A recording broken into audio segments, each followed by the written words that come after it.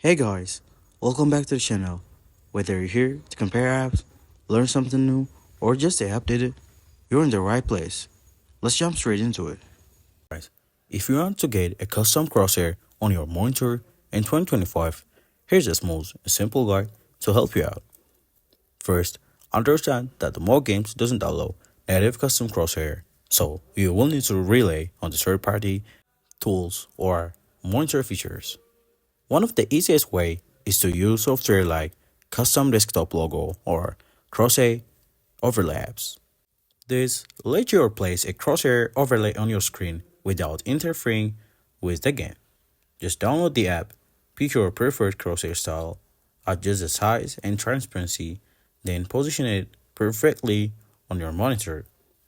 Another option is if your gaming monitor has built-in crosshair settings. Many modern monitors, including a crosshair overlays features in their on-screen display menu. You can activate it, select the style, and tweak the color and the size. This method is lag-free and works with any game since it's hardware-based.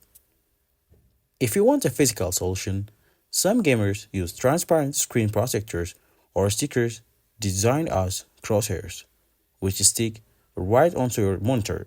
It's a simple, zero lag, and always visible. Remember, always check if using overlays is allowed in your specific game to avoid any unfair advantage issues. To wrap it up, whether you go software, hardware, or physical, getting a custom crosshair on your monitor in 2025 is easier than ever. Choose what fits your style and play better. Thanks for watching, and don't forget to like, subscribe for more helpful guidelines. Happy gaming!